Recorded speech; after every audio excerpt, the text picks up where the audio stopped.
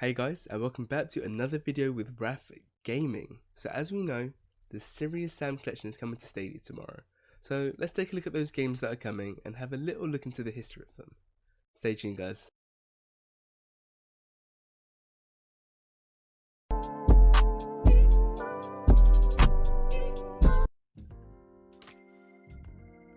The Serious Sam franchise was created and developed by Crow Team, who are based in Croatia. At the time of creating their hit game, licensing other game engines was very expensive, and I'm talking upwards of $1 million. So they created their own engine from scratch. In the end, their engine was capable of up and down free look, a fully 3D rendered environment, support for extremely large environments with a virtual view distances of over a kilometer, multi-directional gravity, physics support, and capable of rendering up to 100 enemies on screen at a time. Some of these don't sound very impressive, but at the time it was. Trust me. This is now known as the Serious engines. Their main titles are first-person shooters. Here's a list of their games: Serious Sam First Encounter, Serious Sam The Second Encounter, Serious Sam 2, Serious Sam HD The First Encounter, Serious Sam HD The Second Encounter, Serious Sam 3 BFE, Serious Sam VR The First Encounter, Serious Sam VR The Second Encounter, Serious Sam 3 VR BFE, and Serious Sam 4 Planet Badass, which we'll be getting back to later. Well, they turned some of the games into a high definition mode, and some of their games got converted into VR games. What's the saying? If it isn't broke, don't fix it. The series has been so popular that there has been over 12 different spin-off games spread out over various consoles and phones. However, you're all here to learn about the games that we're getting in the Serious Sam collection coming to Stadia. Serious Sam HD First Encounter, Serious Sam HD Second Encounter, and Serious Sam 3 BFE. Serious Sam First Encounter has been in the making since 1996 using the Serious engine. It wasn't released until 2001. Then released again as a HD version 8 years later in 2009. This is the version we'll be getting on Stadia. Here's a brief summary of the plot. I warn you, there are spoilers ahead. Again, last warning, there are spoilers coming up. The introduction reveals what happened before the actual story took place in ancient times. Earth was involved in a massive conflict between mental and evil extraterrestrial beings who wanted to rule the universe, and the Syrians, a technological, advanced sentient alien race that left many of its artifacts to be discovered by humanity.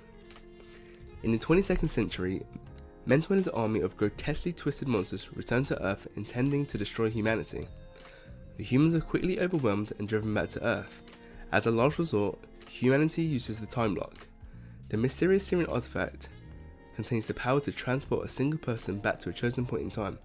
Because of his bravery in fighting these monsters, Sam Serious Stone is chosen to use the time lock in hopes that he will defeat Mental and change the course of history. As the game opens, Sam appears in Egypt. He travels from one Egyptian monument to the next, fighting against the monsters Mental sent after him along the way.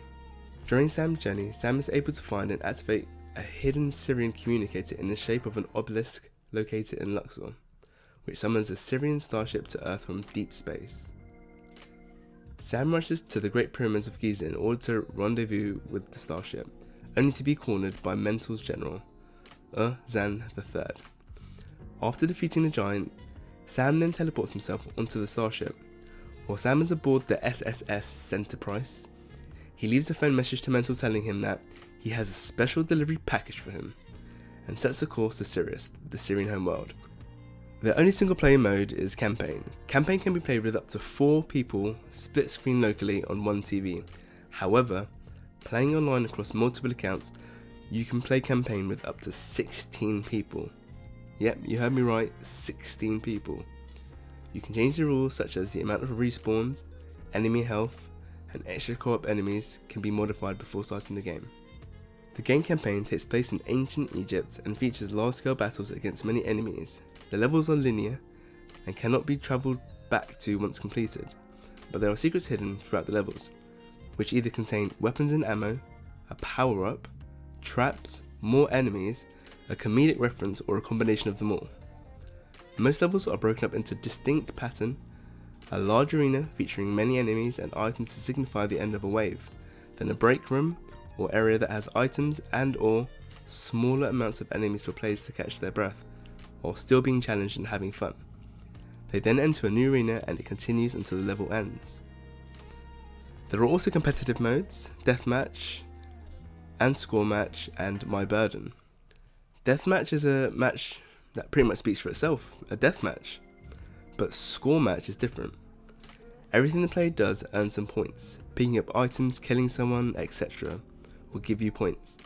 However, you will lose points if you're killed. The person that either reaches the score limit or has the most points at the end of the time limit wins. These can also be played locally in split screen mode. My burden is a mode in which the player fights for control of a burden. The burden gives points over the time to whoever carries it. The points given usually depends on the strength and difficulty of an enemy killed. There are also bonuses for completing a level in under the par amount of time listed in the statistics screen. There are 17 types of enemies, with 2 of them being bosses, and 10 different weapon types such as military knives, shotguns, grenade launchers, laser guns, miniguns, rocket launchers, and variations of pistols. This game doesn't have any DLC and definitely doesn't have any microtransactions. Serious Sam, second encounter, uses an upgraded, more powerful version of the Serious engine, Serious Engine 2.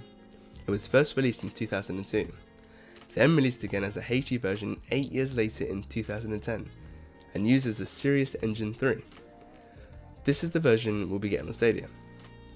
Here's a brief summary of the plot. Again, I warn you, there are spoilers coming up. If you don't want to be spoiled, I warn you again, there are spoilers coming up. The second encounter starts where the previous game left off, with Sam travelling to Sirius on the SSS Enterprise.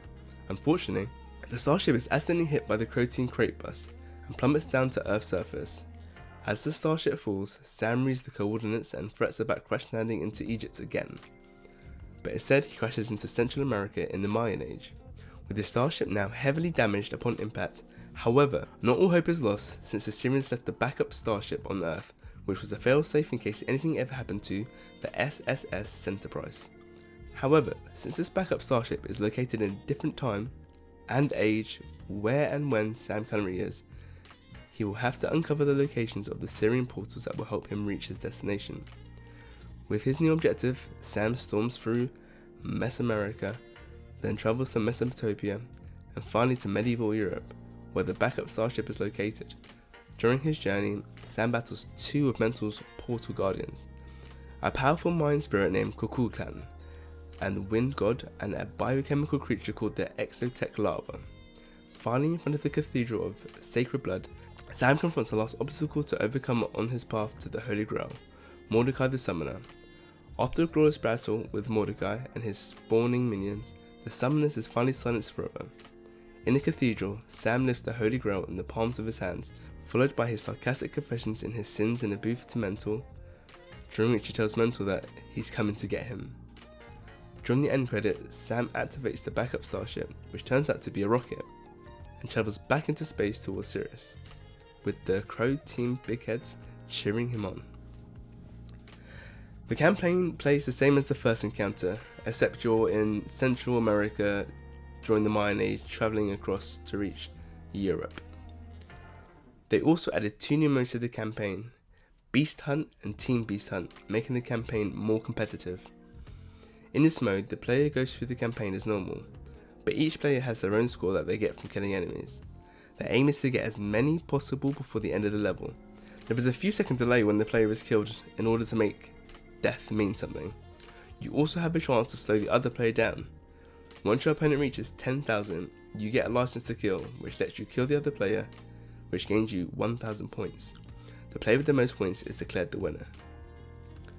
All of the enemies and the weapons from the previous game make a reappearance and have upgraded with new abilities, as well as introducing 8 new enemies and 6 new weapons such as sniper rifles, chainsaws, flamethrowers, serious bombs, and variants of pistols. The game also introduces 3 power-ups: invulnerability, which makes you invincible for a short period of time; serious damage, which increases your damage for your whole team or yourself depending on the mode you're playing; and serious speed, which increases how fast you move. Like the first encounter, support for 4-player locally and 16-player online is still available. PvP mode brings over deathmatch and score match, but removes My Burden as it wasn't very popular in the first encounter. They do make up for this by adding more team games such as Team Deathmatch, which is the same as Deathmatch but players are divided into 2 teams, and Capture the Flag, where the goal is to grab the flag and run back to your base.